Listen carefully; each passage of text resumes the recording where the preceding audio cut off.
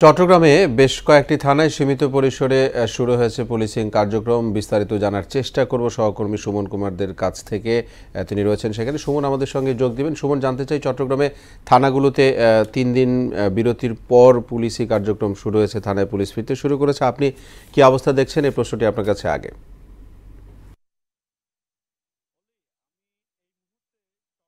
নগরীর কাজীডেরি এলাকায় রয়েছি আমরা।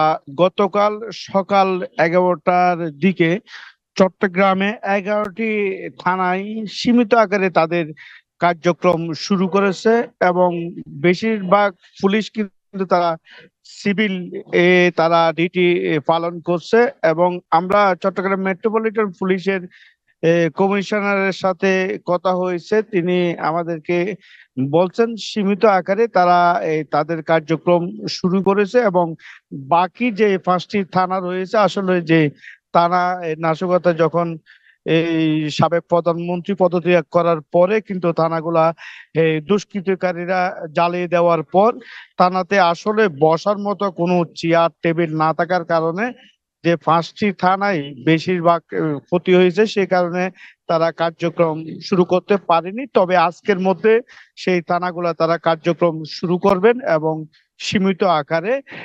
অন্যদিকে পুলিশ সদস্যরা যারা কর্মবিরতিতে ছিল, তাদের যে দাবি, সেই দাবিগুলা তারা পর্যায়ক্রমে তারা এই পূরণ করবেন, এই ধরনের আশ্বাস পুলিশ সদর দপ্তর থেকে পেয়েছেন। সেটি তারা জানিয়েছেন, যেহেতু এই থানা কার্যক্রম না থাকায় আসলে সাধারণ মানুষ কিন্তু যে তারা সেবা পাচ্ছেন না। তো গতকাল যে 11টি থানা এই কার্যক্রম শুরু হয়েছে। সুমন, জানতে চাচ্ছি যে পুলিশ সদস্যদের মনোবল ফেরাতে, অর্থাৎ যারা কর্মবিরতিতে ছিলেন, কাজে আসছিলেন না, তাদের মনোবল ফেরাতে ঊর্ধ্বতন কর্মকর্তারা কোনো পদক্ষেপ গ্রহণ করেছে কিনা?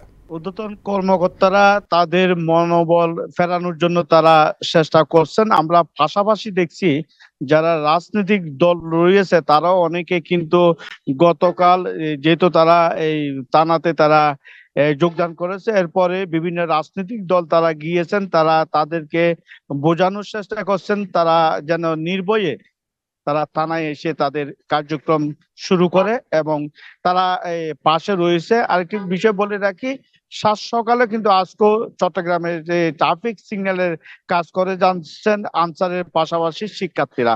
তো চট্টগ্রাম নগরের কাজীডেরি এলাকা থেকে এই ছিল আমার কাছে সর্বশেষ। হলে সুমন, অনেক ধন্যবাদ আপনাকে আমাদের সঙ্গে যোগ দেওয়ার জন্য। চট্টগ্রাম থেকে সুমন কুমার দে বলছিলেন পুলিশিং কার্যক্রমের খবর নিয়ে।